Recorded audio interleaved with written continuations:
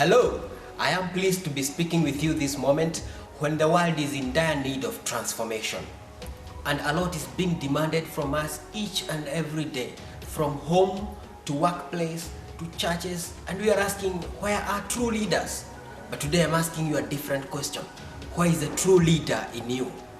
Because you can be the change you are looking for. And we say businesses don't fail, relationships don't fail, organizations don't fail. It is leadership that fails.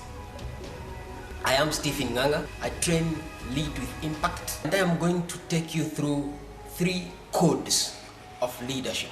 These codes will help you, 1, to attract and retain the right opportunities, the right people in your circle, and it will help you to achieve more than we have always thought you to be. Are you ready? Say yes!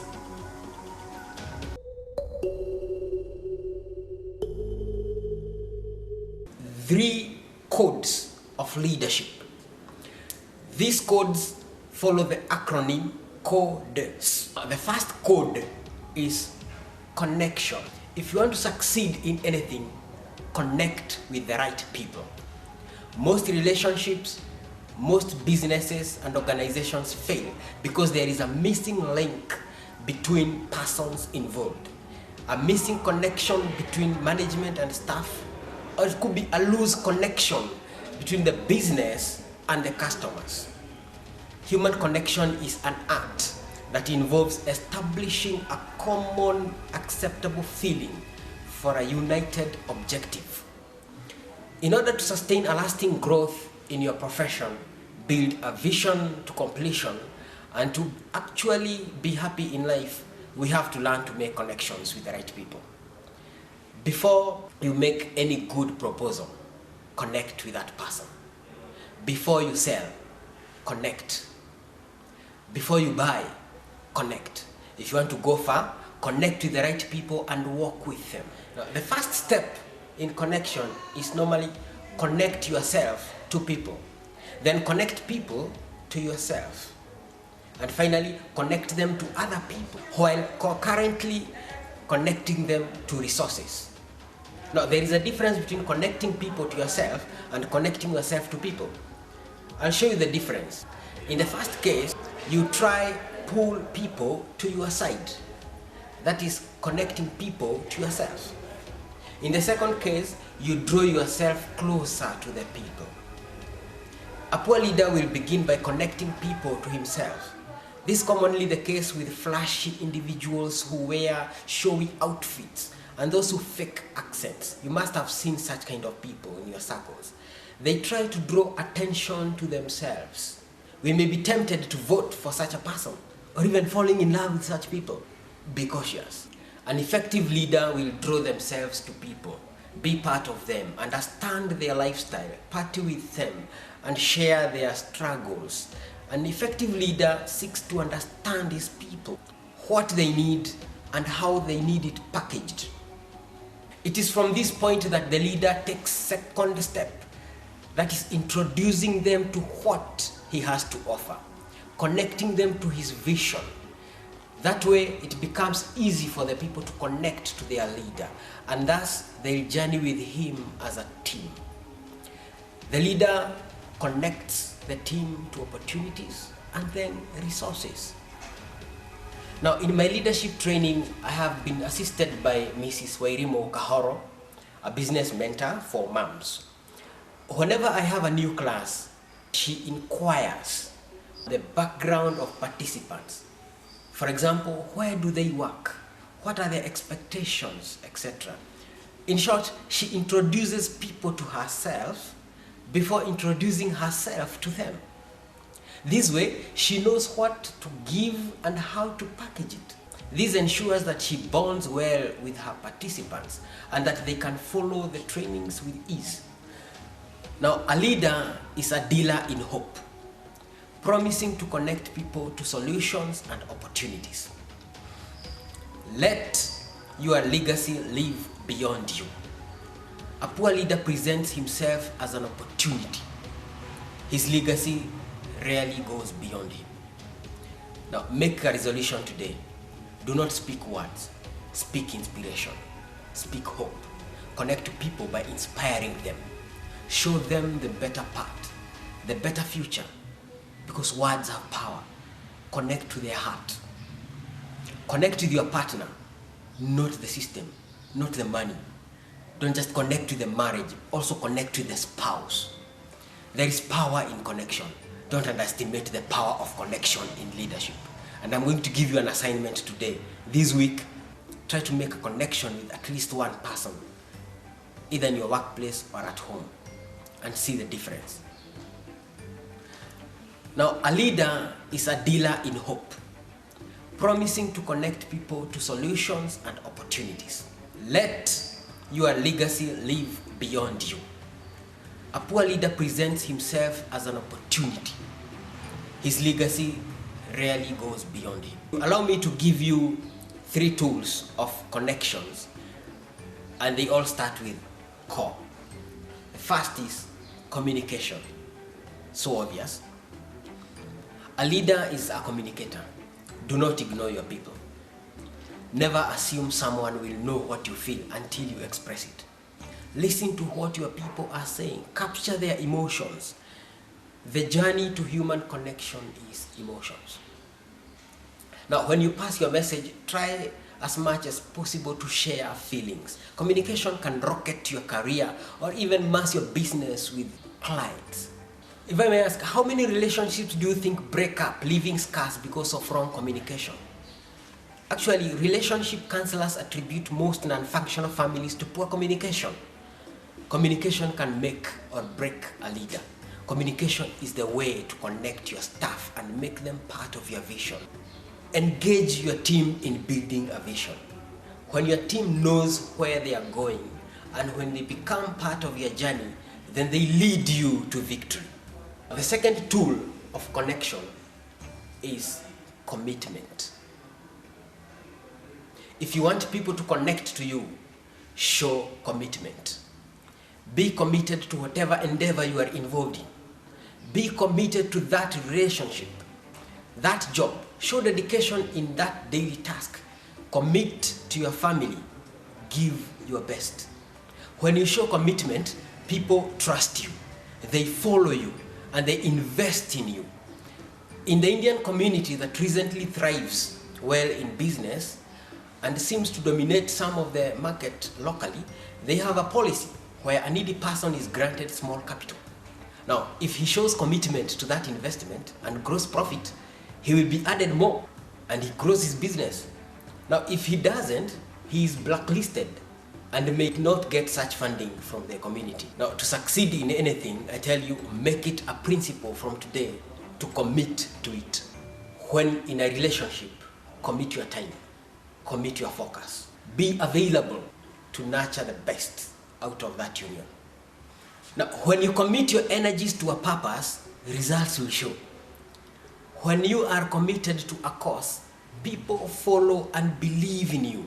Because let me tell you something, people follow someone with an agenda. Because where there is commitment, there is profit. People want profit. People do not want losses. Let me tell you, there are 3 kinds of people. Those who wish, those who take action, and those who commit. Those who wish sit comfortable wishing and see others producing and being celebrated. Don't just wish, take action. Now, those who take action become noticed. When you take action, don't stop there, commit. Because those who commit are the people who get results. They feed us with excellent results and we celebrate them. Don't you want to be celebrated? Today, commit to your dreams, your vision, and people will connect with you comfortably. The third tool of connection is coordinate. Now, I once visited my bank for a correction on my name in the records. As you might notice, my second name has an apostrophe after G. This bank had gotten it wrong, which occasionally became a challenge during transactions. So I moved from office to office, no help. They eventually sent me to the bank where the account was registered.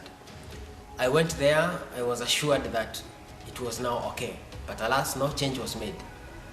So months later, I talked to this bank staff at headquarters, and within minutes the error was sorted out. So I saw a disjoint in their operations, because even if they could not solve my problem, they could at least have directed me to the right place. Now, a good leader coordinates his team to work in unity for a common vision. Now, coordination simply means connect people to people, people to resources, and not to the process that builds your vision. Hire the best staff, yes, but be hands-on. Consume the details of how they are going to work together. Connection means taking care of your people at your service. Do not burn people with your authority. Take care of them and they'll respect you. That's connection. Don't scare that, I'm the boss, so you must do what I want. That is a disconnection you have created. Whenever you are listening this from, remember, you do not become a leader by how much you rise in status and position, but by how many worthwhile human connections you have been able to make. Connect with your child. Connect with your spouse.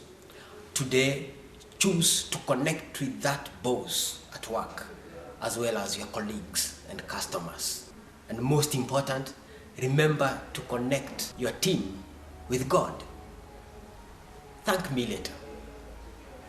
Now, only a foolish leader will ignore the law of connection.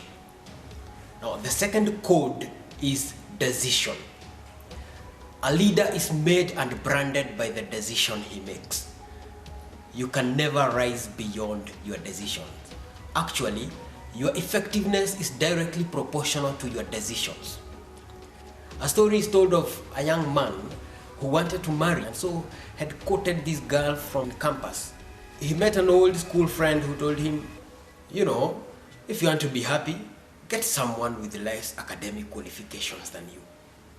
Unfortunately, he took the advice and left the girl for another. Oh, with this one, his relatives told him, well, it's okay, but you should have asked us. You need to get a lady who can cook a variety of meals. They went ahead and proposed Selina, the carpenter's daughter. Without hesitation, he ran to Selina. And luckily, Selina was single and available. Soon, he met his friend who was recently married and got a different piece of advice. Now, if you want to be happy in marriage, get a woman who is physically well endowed. That is how this young man ended up single. You may be lucky with opportunities, but your decisions ruin your chances. Friends may lift you, but some pattern of decisions pull you back. Poor decisions will cost you, your people, and your society. But one decision can change your lifestyle, your network, and your earnings. No matter how difficult life turns out for you, wise decisions will lift you above the difficulties. For it is not circumstances that define a man, but the decision he makes during those circumstances. Even when bad things happen to you, decide how they will affect you. Despite Nelson Mandela being imprisoned, he decided they will not imprison his mind. Now, something else. Failing to make a decision is also a decision, because by doing so, you pave way for other decisions to go through. Decide today to be in charge of your decision. If I may ask, how many opinions do you contribute in a meeting? Are you part of decisions that are made in your company, society? Do your opinions count? Do you know there are families that don't decide on their own? Anything, however little, let's consult the in-laws. Actually, there are nations whose success depend on foreign decisions. Let me tell you something else called the Q-square law. It is the duty of a leader to empower themselves and their team towards making quality and quicker decisions. So there is quality and quicker decisions. Did you know the longer you take to decide, the less enthusiastic you become? And therefore, if it's a problem at hand, the more damage it happens. Remember, your decisions affect your generations, not just you. How many quality decisions can you make in a minute? Now, improve your decision-making capacity. According to Dr. Kenyanjui, a motivational speaker, beware there exists an enemy of progress in our lives. This enemy of progress will want to confuse you so that you do not make decisions. Now, when making a tough decision, consider two sets of questions. The first set of questions is social dimension. How does it affect me? How does this decision affect me?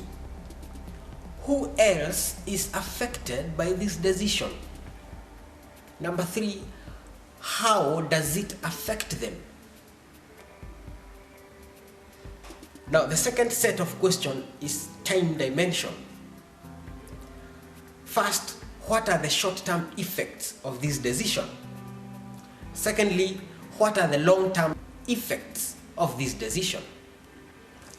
And thirdly, will the effect occur at a single point in time, or it is continuous over a period of time?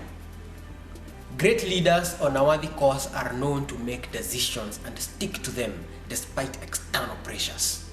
One such people is the late John Mishoke, a former Minister for Transport and Communication in Kenya. He decided on the PSV safety rules, commonly known as Mishoke rules.